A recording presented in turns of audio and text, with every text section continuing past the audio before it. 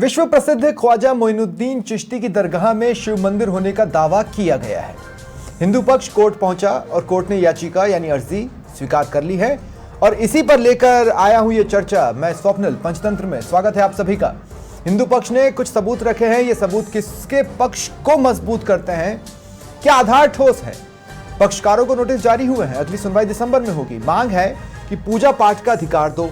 इसके पीछे तर्क एक जज की किताब है जो 1910-1911 में प्रकाशित हुई। दरवाजे में मंदिर के अंश की बात है, गर्भगृह में शिवलिंग की बात है। बताया गया है यह पूजा भी होती थी। देखिए, फिर एक मुद्दा अदालत की दहलीज तक पहुंचा है। पहले भी हुआ है। इस बार क्या है इतिहास का वर्तमान और भविष्य, आइए बात करते हैं। मेरे साथ इस वक्त जुड़ रहे हैं गोविंद पटेल जी, कांग्रेस प्रवक्ता हैं। गोविंद जी, स्वागत है आपका समाचार प्लस पर। कुछ ही देर में और भी गेस्ट मेरे साथ जुड़ेंगे।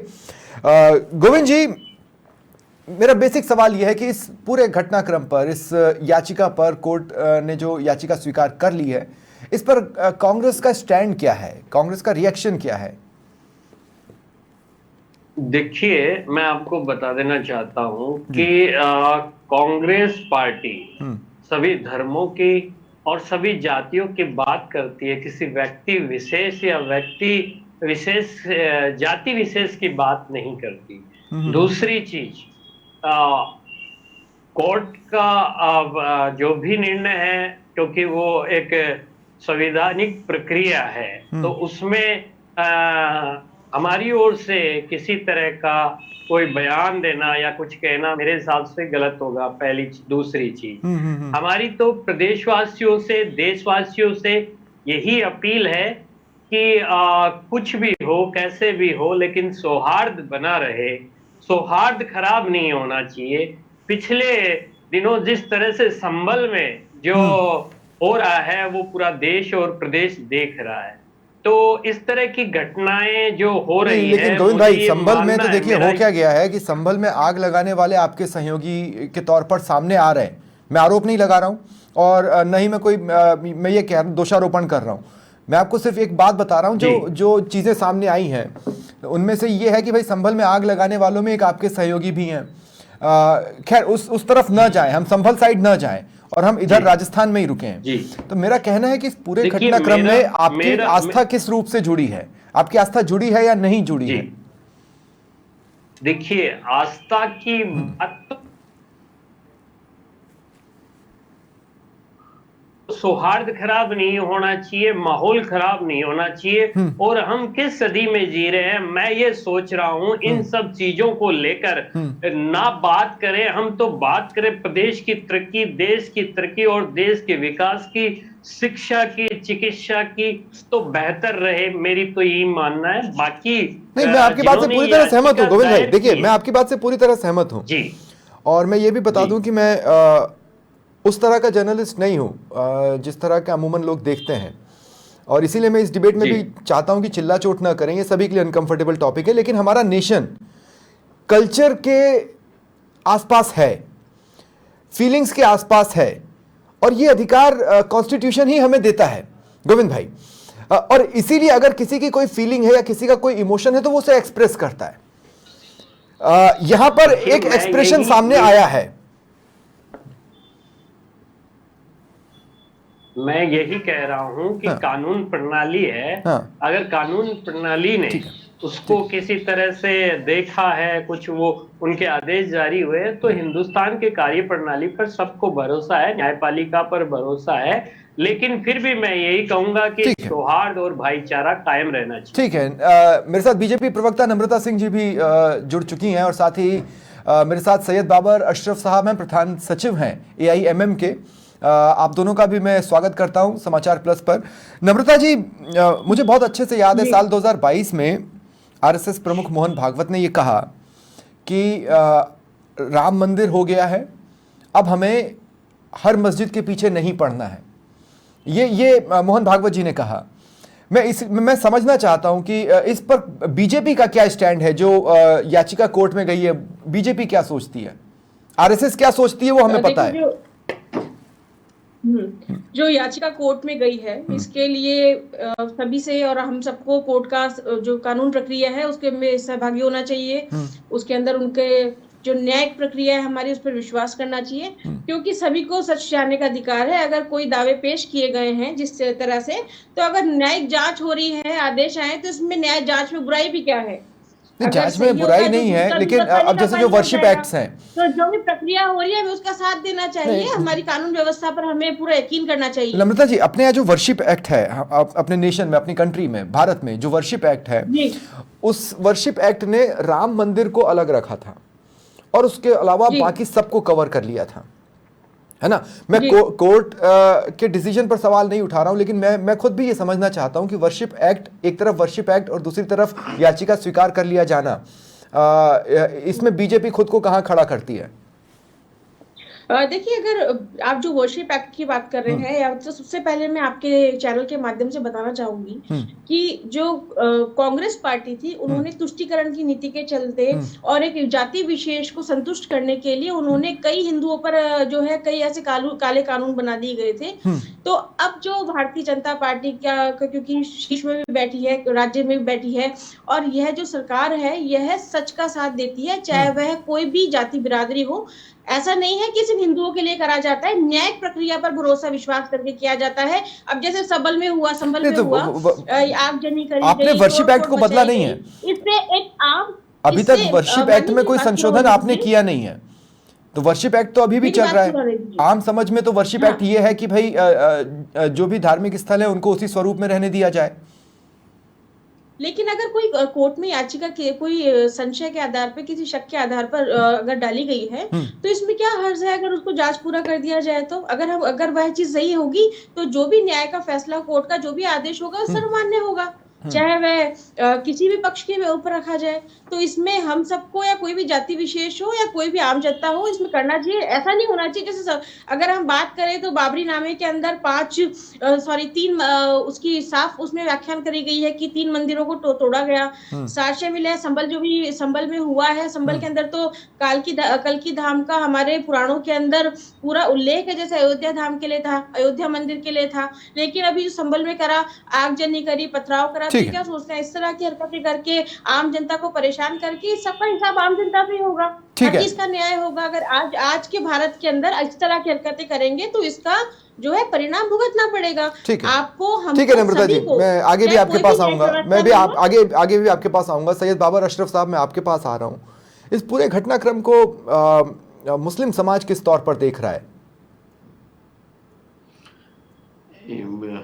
ये सबसे बड़ी चीज मुस्लिम समाज के सामने आज ये है कि वेदर दिस नेशन, ये जो मुल्क है, ये संविधान से चलेगा कि किसी पार्टी की विल को इम्प्लीमेंट करने के लिए संविधान को बालाए ताक रख दिया जाएगा। मैं तो सिर्फ एक ही सवाल पूछना चाहता हूँ, क्या पार्लियामेंट से पास ये 1991 का ये जो वर्शिप एक्ट है, क्या इसको खत्म कर दिया गया है और अब अदालतें ने कोई और स्वरूप या कोई और एक्ट बना दिया है, जिसके जबकि उस एक्ट में साफ दिया हुआ है अदालतों को, केंद्रीय एजेंसीज को, एएसआई को किसी भी किस्म की मदाखलत की, हत्ता ये कि कोर्ट्स को पिटीशन को एक्सेप्ट करने की इजाजत नहीं है। और कोई भी एप्लीकेशन अगर इसके ऊपर होती है जिससे कियोस हो, जिससे किसी जो स्ट्रक्चर आजादी से पहले जैसा था वो वैसे ही रहेगा, स्टेटस को मेंटेन रहेगा। तो ये यानी कि इससे साफ समझ में आता है कि जिस स्टेट्स में यानी कि सरकारें हैं इनकी, वहां पे जुडिशरी को प्रभावित करके, इन्फ्लुएंस करके उनसे इस किस्म के यानी कि जजमेंट कराए जा रहे हैं जिससे कियोस हो। सैयद साहब, सैयद साहब देखिए, सैयद साहब मैं एक बात कहना चाहता हूँ। सैयद साहब सुनिए ना, मेरी बात सुनिए ना। सैयद साहब, मैं एक बात कहना चाहता हूँ। नम्रता जी 2 मिनट। अभी क्या होता है ना सैयद साहब, कि जैसे आम झगड़ा भी हो जाता है ना, मान लीजिए परिवारों में ही झगड़ा हुआ या कुछ भी झगड़ा हुआ, तो लोग बोलते हैं कि ऐसा है कि मैं तुझे कोर्ट में देख लूंगा या मैं तुझे कोर्ट ले जाऊंगा। वो इसलिए ऐसा कहते हैं क्योंकि उनको कोर्ट पे अंतिम तौर पर भरोसा है कि यही एकमात्र जगह है जहां पर हमारा संरक्षण हो सकता है। तो मुझे नहीं लगता कि हमें कोर्ट पर एकदम अविश्वास कर देना चाहिए, एक भारतीय होने के नाते कह रहा हूं। हमारा कहने का मकसद ये, कोर्ट को एक्ट के अधीन वर्क करने के लिए उसको अपने विल के मुताबिक एक्ट करने का अधिकार नहीं है। वो तो स्क्वैश हो जाएगा। 1991 एक्ट साफ कहता है कि उसको इस बात की मदाखलत की इजाजत नहीं है। ठीक है, तो ऐसे तो मैं तो कह रहा हूं सैयद इसका साहब मतलब आपका ये है कि वक्फ वो बोर्ड भी है, तो क्या आपका नहीं, वक्फ नहीं, बोर्ड से ही नहीं, इसका संशोधन किया जाएगा? नहीं नहीं नहीं Politically नहीं, अभी तो right वक्त है। पर हम है ही नहीं। घर में भी हाँ, घुस जाइए लेकिन और सैयद साहब अब कई बार एक सवाल संशोधन आता हुए है, हैं। नहीं नहीं, 2 मिनट, 2 आपको मिनट। आपको तो इस चीज का नम्रता साथ जी, देना चाहिए, अगर नम्रता वहां जी। पर ऐसा कुछ है तो आपको तो इसका साथ देना चाहिए, नहीं, कुछ है आपको तो न्याय क्या प्रक्रिया में साथ कॉन्स्टिट्यूशनली हो देना सकता है? चाहिए। नहीं नहीं, 2 सेकंड, ये अमन 2 अलग आप मैटर घबरा है। क्यों रहे हैं? नहीं नहीं नहीं, लोगों के दिलों को आहत कीजिए। 2 मिनट, 2 मिनट, सैयद साहब, मैं आपको भी रोक रहा हूँ, नम्रता जी आपको भी रोक रहा हूँ, संबंध के अंदर नम्रता जी आपको भी रोक रहा हूँ, मैं सिर्फ एक बात कहना चाहता हूँ। हुई, आम नहीं, जनता नहीं, घायल हुई, 2 तो मिनट। सही थी। पूरे मुल्क की फिजा को ठीक है, खराब इसमें कर मुल्क रहे हैं। ठीक है, ठीक है, सैयद साहब, संबंध मैं में जो किया सैयद गया साहब मैं रिक्वेस्ट उसमें करूंगा आप आम जनता 2 मिनट के लिए थोड़ा शांत हो जाएं। नम्रता जी मैं आपसे भी रिक्वेस्ट कर रहा हूं, आप 2 मिनट के लिए थोड़ा सा शांत हो जाएं। सैयद भाई आपको रुकना पड़ेगा। मैं सिर्फ एक बात यहां पर कहना चाहता हूं, देखिए मसला क्या है कि कोर्ट में अगर कोई चीज हो रही है वो आगे जाकर क्वैश भी हो सकती है, आगे हाई कोर्ट्स भी हैं, सुप्रीम कोर्ट्स भी हैं, तो हमें अल्टीमेटली सुप्रीम कोर्ट पे तो भरोसा करना ही है। अब सवाल ये है कि जिस किताब का हवाला दिया जा रहा है उस किताब में कहा जा रहा है कि वहां पर घंटा बजाया जाता था, पूजा पाठ होती थी, तो क्या ऐसा कोई शख्स है जिसने ये सब देखा हो? ये तो हुआ सवाल नंबर 1। सवाल नंबर 2 ये भी कि हर चीज़ को मुगल से नहीं जोड़ा जा सकता। ख्वाजा साहब उसके काफ़ी पहले भारत में आ चुके थे, और मेरे ख्याल से जब मुगल आए थे तब ख्वाजा साहब की दरगाह अपने पूर्ण स्वरूप के अंतिम चरणों में शायद रही होगी, अगर मेरा इतिहास का ज्ञान सही है तो कम से कम मैं इतना समझ पा रहा हूँ। अब एक हाइपोथेटिकल क्वेश्चन है सैयद साहब की, मान लीजिए कि उससे पहले कभी कुछ वहां पर रहा हो, तो भाई होने के नाते मुस्लिम समाज का क्या फर्ज बनेगा?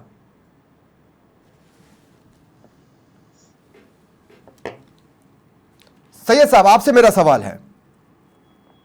नहीं, हम तो देखिए बहुत साफ सी बात ये है, हमारे लिए देश का अमन और सबकी आस्था का ख्याल करते हुए आगे बढ़ना प्राथमिकता है। ये इस किस्म का रोज एक शर और फसाद और फितना पैदा करना और हर मस्जिद और हर दरगाह में मदाखलत करना और उसके जरिए पूरे मुल्क पर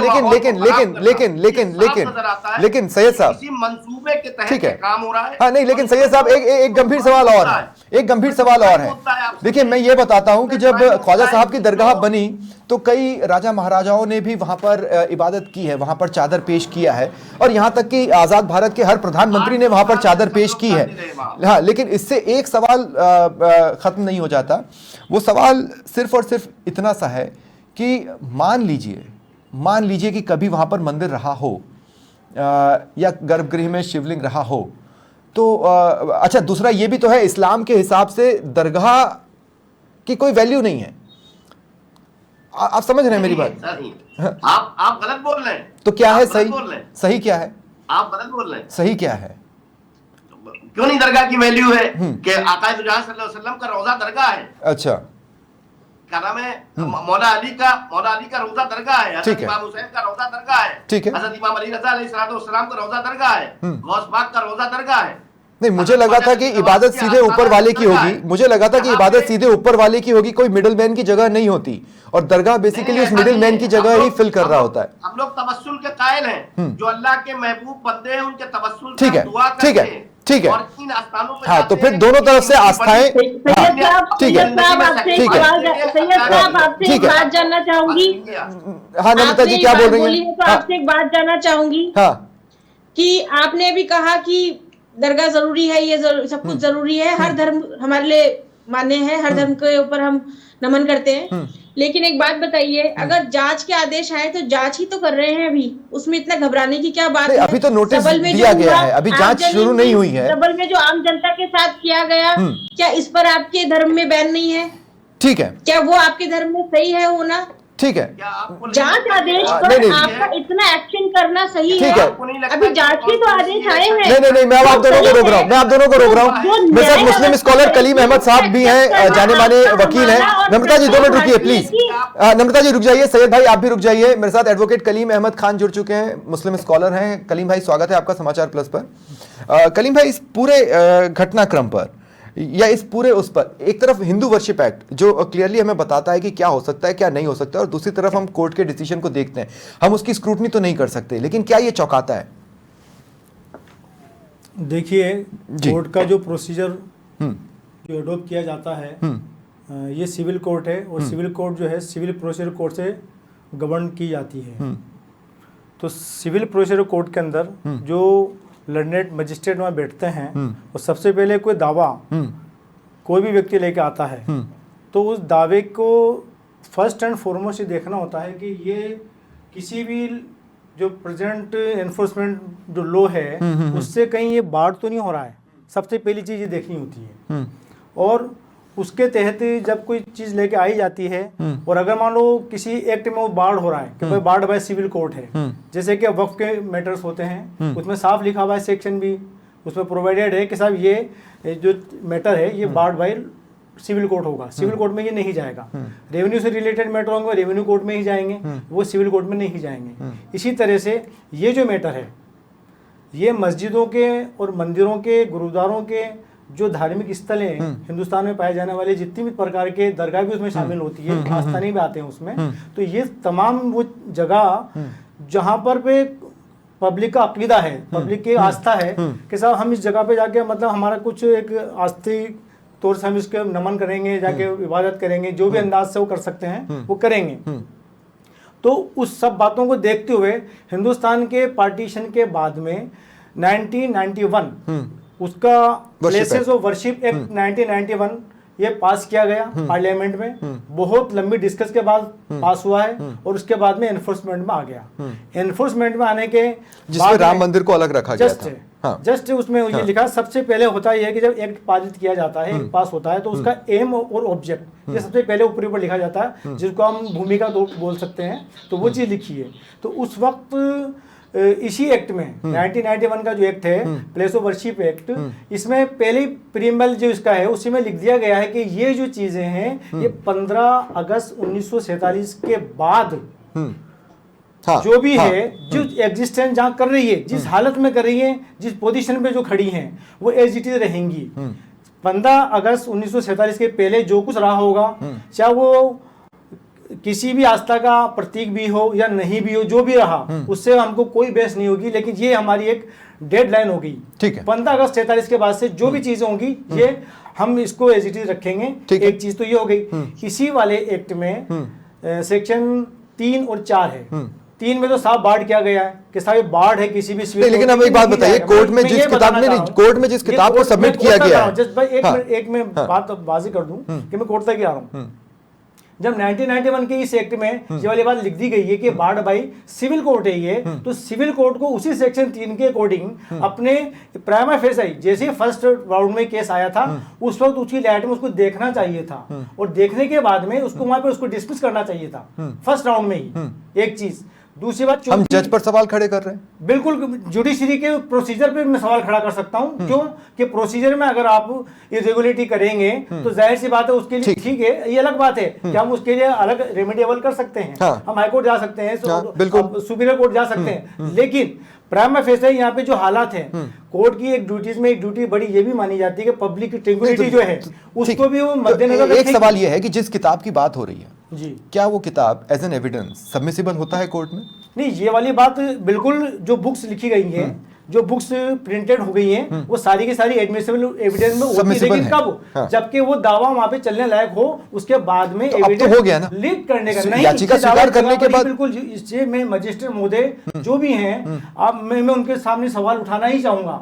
ठीक है, अभी जो इन्होंने जो नोटिस जारी किया, नोटिस की बुनियाद ये गलत है। ठीक है, आप ये देखिए सेक्शन 3 और 4। ठीक है, ये जो देखिए सेक्शंस और सब सेक्शंस आम जनता और हम जैसे लोग नहीं समझ पाते हैं, वो आप लोगों की लैंग्वेज है। हाँ, लेकिन हाँ ठीक है। विष्णु गुप्ता जी हैं, जो विष्णु गुप्ता जी हैं मेरे साथ फोन लाइन पर जुड़ रहे हैं, याचिकाकर्ता हैं जो इस पूरे मामले को लाइमलाइट में लेकर आए हैं, मैं ये कहना चाहूंगा। विष्णु गुप्ता जी, मैं आपसे पूछना चाहता हूं, मैंने आपकी तस्वीर भी देखी है, आप 30-35 साल के आराम से नजर आते हैं। मैं ये कह रहा हूं कि ये किताब आपने लेट पढ़ी और उसके बाद माइंड फ्रेम बनाया, या आपको कब से ये लगने लगा था कि जो किताब में लिखा है वो फैक्ट है? ऐसा है, मैं आपको बताऊं कि मेरा एक पिटीशन मथुरा काशी में भी चल रहा है, जिसमें सर्वे का आदेश हो चुका है। मथुरा वाले में सर्वे का आदेश हुआ, मेरी पिटीशन पे हुआ, और ज्ञानवापी में जो हुआ है उसमें भी एक पिटीशन मेरी है। ठीक है, और मैं ये कहना चाह रहा हूँ कि अजमेर दरगाह जो असल में भगवान शिव का मंदिर है, संकट मोचन महादेव मंदिर, इसके साथ हमने बहुत सारे माननीय अदालत को रखे हैं, और अदालत ने हमसे सभी साक्ष्यों के बारे में पूछा, और हमने सब कुछ, कोई ऐसे हवा में नहीं ये जो याचिका स्वीकार की गई है, कोर्ट ने बड़े सवाल जवाब किए हैं, ऐसी बात नहीं है, और हमने कोर्ट को संतुष्ट किया है कानूनी रूप से। और कोर्ट ने वहाँ वर्शिप एक्ट का भी सवाल उठाया था, पहले ही उठा लिया, जबकि अच्छा। वो पहले का नहीं वर्शिप एक्ट का, वो बाद में उठाया जाता, लेकिन कोर्ट ने वर्शिप एक्ट को पहले बोला। लेकिन हमने कोर्ट को संतुष्ट किया है कि वर्शिप एक्ट से भी ये केस वार्ड रहेगा, बाहर है, क्योंकि ज्ञान वापी का केस भी वर्शिप एक्ट से बाहर है, वहाँ सर्वे हुआ, ये मुस्लिम पक्ष इलाहाबाद हाई कोर्ट गया, सुप्रीम कोर्ट तक गया, वहाँ राहत नहीं मिली। क्योंकि ऐसा है, हम सब जगह, हमारे पास वकीलों की अच्छी टीम है, और जो वर्शिप एक्ट है, अच्छा, वो वर्शिप एक्ट को भी सुप्रीम कोर्ट में। अच्छा विष्णु भाई, देश के प्रति दायित्व की अगर मैं बात करूं, विष्णु भाई, देश के प्रति अगर दायित्व की मैं बात करूं आपसे, तो मैं, जैसा कि मैंने शुरुआत में कहा था, मोहन भागवत जी खुद ये कह चुके हैं कि भैया ऐसा है कि राम मंदिर अब मिल गया, वैसा अपने को नहीं करना है कि हर मंदिर के पीछे अपन भाईचारा बिगाड़े। ये मोहन भागवत जी कह रहे थे, इस पर आपका क्या रिएक्शन रहेगा?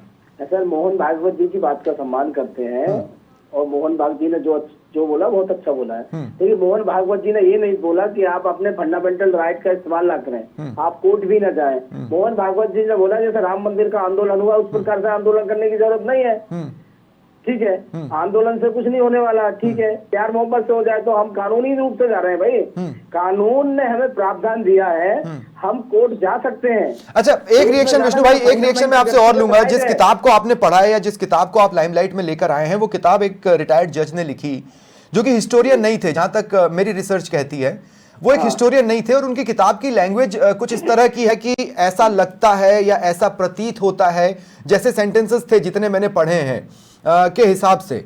इस पर आप क्या कहेंगे? मैं बता रहा हूँ, सुनिए, उन्होंने कुछ क्लू तो दिया ना हमें। हाँ। जो अजमेर के लोग कहते हैं कि वहाँ भगवान शिव का मंदिर है, वो लोग ऐसे नहीं कहते हैं। और वहाँ आप अजमेर में जाके देखिए, वो बताएंगे वहाँ बहुत समय तक, अभी कुछ सालों तक भी वहाँ एक पुजारी शिव मंदिर में पूजा करता था, नीचे पुजारी था, ठीक है, ऐसी बात नहीं कि वहाँ कोई साक्ष्य नहीं है। उनकी वो यदि घंटा घड़िया, ठीक है, हाँ, तो म्युनिसिपालिटी के चीफ कमिश्नर थे उस समय वो, और रिटायर्ड जज भी थे। ठीक है, अब मैं एक एक रिएक्शन आप सबसे छोटे छोटे से रिएक्शन लेना चाहता हूं, और उसके बाद मैं इस डिबेट को खत्म करूंगा। नम्रता सिंह जी हाथ उठा रही थी, मैं विष्णु भाई आपके पास आऊंगा। नम्रता सिंह, बीजेपी प्रवक्ता। आप जिस किताब के लिए कह रहे हैं कि उस किताब में तो लगता है और ऐसा कहा गया है, शब्दों का इस्तेमाल है, तो बाबरी नामे में तो साफ साफ लिखा गया है कि 3 मस्जिद को तोड़ा गया, तो आप तो उसको तो फिर एक्सेप्ट कीजिए, उसमें तो साफ लिखा गया है, हाँ, बाबरनामा में लिखा है, के लिए, चंबल के लिए और पानीपत के लिए, तो उसको तो साफ माना जाए। उसमें तो साफ कहा है कि मंदिर को तोड़ के मस्जिद का निर्माण किया गया है। क्या बीजेपी ये प्लान कर रही है आने वाले समय में वर्शिप एक्ट में संशोधन की? सवाल ये है, नम्रता जी 2 सेकंड, नम्रता जी सीधा सवाल है, नम्रता जी 2 मिनट, सीधा सवाल है, क्या बीजेपी प्लान कर रही है वर्शिप एक्ट में संशोधन की? क्योंकि वर्शिप एक्ट संशोधन करना पड़ेगा। संशोधन, आप इसको बात को मत दूसरे तरफ मैं घुमा नहीं रहा हूं, उसके बिना तो पॉसिबल ही नहीं है। हमें कानून का इस्तेमाल करने का पूरा अधिकार है, अरे कीजिए भाई, कानून प्रणाली को मानने का। हाँ, लेकिन प्लेसेस ऑफ वर्शिप एक्ट में संशोधन तो करना पड़ेगा ना, उसके लिए बदलाव या इसकी तरफ मोल्ड आउट नहीं करना चाहिए। नहीं, इसीलिए मैं पूछ रहा हूँ कि क्या कमिंग डेज में हम प्लेसेस ऑफ वर्शिप एक्ट को बदलेंगे, उस पर हम जाएंगे। अगर जरूरी लगा तो उस पर भी कार्य किया जाएगा, तो उस पर भी वर्शिप एक्ट को चेंज किया जा सकता है, ठीक है, लेकिन सही का साथ दिया जाएगा। कानून की पालना करना हम ये सर्व मानने का काम है, ठीक है, और कोई लेकिन सही गलत का फैसला कॉन्स्टिट्यूशनल डेफिनेशन के आसपास ही होना चाहिए, खासकर प्रीएम्बल में जो लिखा है उसी के आसपास होना चाहिए। गोविंद पटेल जी, मैं आपसे ये पूछना चाहता हूँ, आगे कुछ भी हो सकता है, आप भी असहज हैं इस टॉपिक पे, मैं भी असहज हूं, और बहुत से लोग हैं शायद जो इस टॉपिक पर असहज होंगे, लेकिन इसीलिए मैं आपसे पूछना चाहता हूं कि कांग्रेस का स्टैंड क्या होगा, क्योंकि कांग्रेस आजकल किसी भी साइड को लेने में हिचकती है। सबसे पहले तो मैं अभी जो नम्रता जी कह रही थी कि कांग्रेस तुष्टीकरण की राजनीति करती है, उनको जवाब देना चाहूंगा कि कांग्रेस ने कभी तुष्टीकरण की राजनीति नहीं की है। कांग्रेस ने हमेशा सभी बस ऐसा प्रतीत होने दिया कि तुष्टीकरण कर रहे हैं, और दूसरी गोविंद भाई आपने सिर्फ प्रतीत होने दिया कि हम तुष्टीकरण करते हैं। दूसरी बात, हाँ। अभी आप जो विष्णु जी की बात कर रहे थे, उन्हीं विष्णु जी जो ने याचिका दायर की थी, उन्होंने संविधान से ऐसे शब्द हटाने की मांग की थी जिसमें एक तो समाजवाद था, एक धर्मनिरपेक्षता थी, और उनपे कई फाइन भी लगे हैं। नहीं अब नहीं नहीं कोर्ट नहीं उनकी नहीं, वो एक अलग याचिकाओं को बहस है। कैसे प्रियम्बल में जो स्वीकार दो कर शब्द लेती आपने है? जोड़े, उन दो शब्द की कीमत समझने में तो आपको भी 29 साल लग गए साहब, तब तो वो संविधान में जुड़ पाया, नहीं तो ओरिजिनल संविधान में तो वो दो शब्द जोड़े ही नहीं गए थे प्रस्तावना में। इन पे कई फाइन भी लग चुके ठीक है, हैं। ठीक है, ऐसे में वो कोर्ट अलग पर्सन है, याचिकाएं स्वीकार वो कर अलग लेती पर्सन है, है। वो एक अलग फाइन बात राहुल गांधी है। पे भी लगे हैं, लेकिन राहुल गांधी आप- किसी केस में आप दोषी भी कोर्ट साबित हुए हैं, से वो अलग लेकिन बात आप है। नहीं उठा रहे ये हैं। मैटर अलग है। मेरा कहने का कांग्रेस का मतलब- स्टैंड पूछ रहा था मेरा मैं। कहने का ठीक है, मतलब ठीक है, नहीं नहीं, ठीक है, आप मेरा दोनों की बात आ कहने का चुकी है, मतलब यही है आप दोनों की कि बात आ देश चुकी है। और सैयद बाबर प्रदेश अशरफ का साहब के पास में जा रहा हूं। सौहार्द नहीं बिगड़ना चाहिए। सैयद साहब, एक छोटी सी बात है, एक छोटी सी बात है। खुद ख्वाजा साहब भी भाईचारे की बात करते हैं, खुद ख्वाजा साहब भी इंसानियत की बात करते हैं। मैं ये पूछ रहा हूं कि इस पूरे प्रकरण में इंसानियत क्या होगी या भाईचारा क्या होगा? मान लीजिए कल को जांच होती है, हो ही जाती है, और सबूत निकल आते हैं, तो फिर भाईचारा किस चीज पर स्टैंड करेगा? सैयद बाबर साहब, ये जो देश है, ये इमेजिनेशन पे नहीं चल रहा है, ना कोई धर्म इमेजिनेशन